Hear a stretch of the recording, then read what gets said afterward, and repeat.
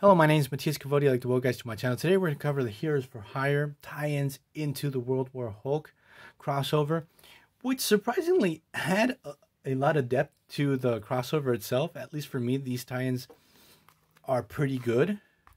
It is the end to this particular Heroes for Hire run that ends on issue 14. So we're going to cover issues 11 to 14.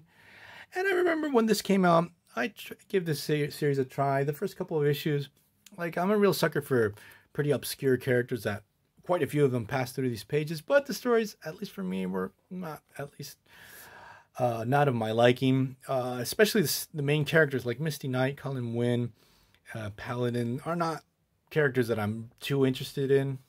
Shang-Chi is on this team, and Tarantula, and a character called the Entomologist. He's going to be like the main character of this particular story arc. So, Heroes for Hire.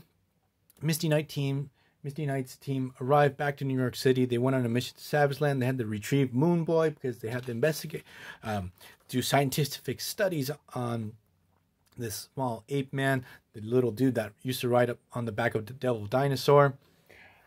And in the mission in Savage Land, Entomologist, who I think used to be Humbug or something like that, I might be wrong, goes through a transformation. Like, he meets these insanely evolved space bugs, and they give him a really interesting upgrade. Like, I really love his new battle armor.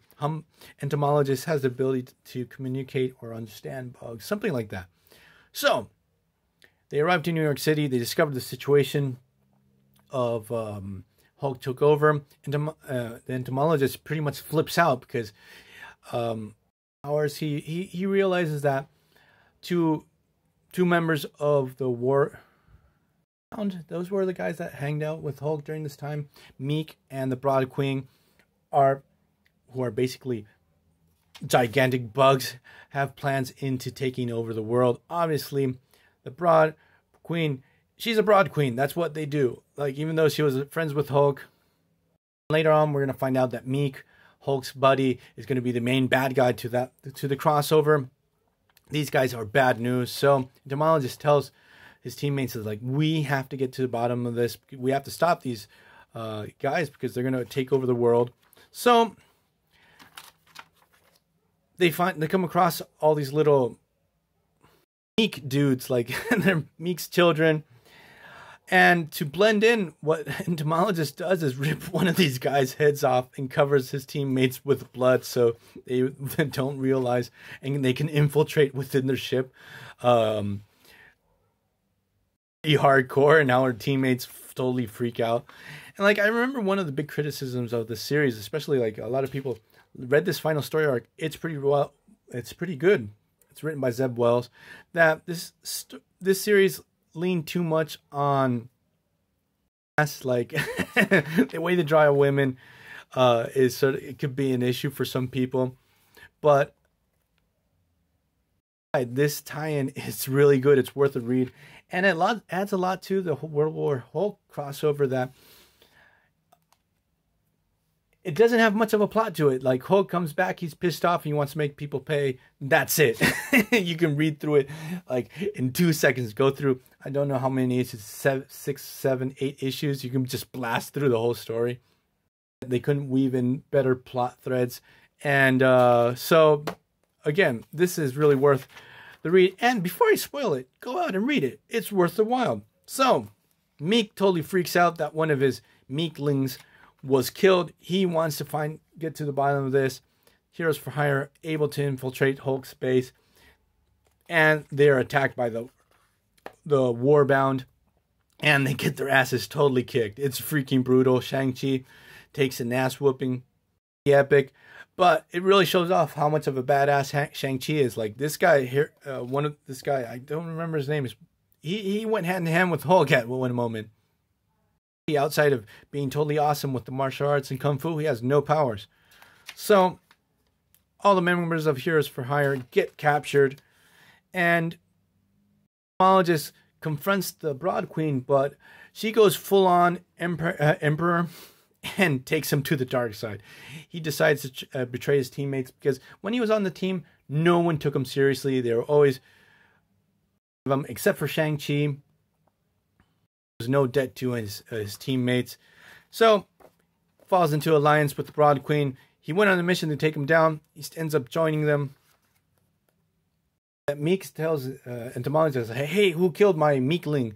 And he points out the team member that treated him the worst, tarantula. Like, he did it, but... The thing is, entomologist has gone to the dark side. This validation that he never got. He's going to be the king to the Broad Queen. He's going to help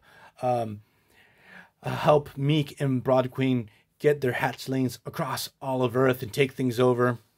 And there's a point where they decide they're not going to kill the Heroes for Hire, but they take Tarantula, and Colleen Wynn also says she's the one that killed the Meekling, even though she didn't.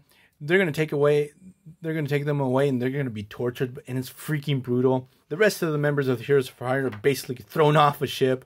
We have a subplot with Scorpion too. She has like this weird venom blast. It's pretty fun, where she's fighting against Paladin. She has to find the secret weapon in this police to keep all these supervillain stuff there.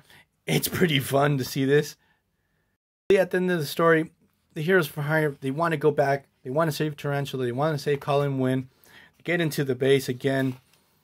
The team also confronts the entomologist, turning into this monstrous bug thing. It's really sad.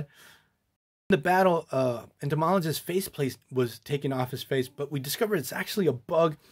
And actually, the mission was to use entomologist to get this bug dude to the Broad Queen. He actually blasts her in a way that she can't have any more offspring. So the whole thing of taking over the world with her broadling hatchlings is stopped there. That these evolved space bugs knew this was going to happen. They used entomologist close enough to blast the Broad Queen. And obviously at the story, entomologist is just morphing into something horrid. He's in all kinds of pain. He asks Shang-Chi, the only guy that showed him respect on the team, to kill him. This really breaks Shang-Chi. He's going through other issues, like he goes through most of the story arc talking about he doesn't want to kill again and stuff like that. He ends up killing. It really breaks the dude. And this series ends here. So, have any of you guys read this particular Heroes for Hire run? Did you enjoy it? Tell me what you thought. See you guys next time. Bye.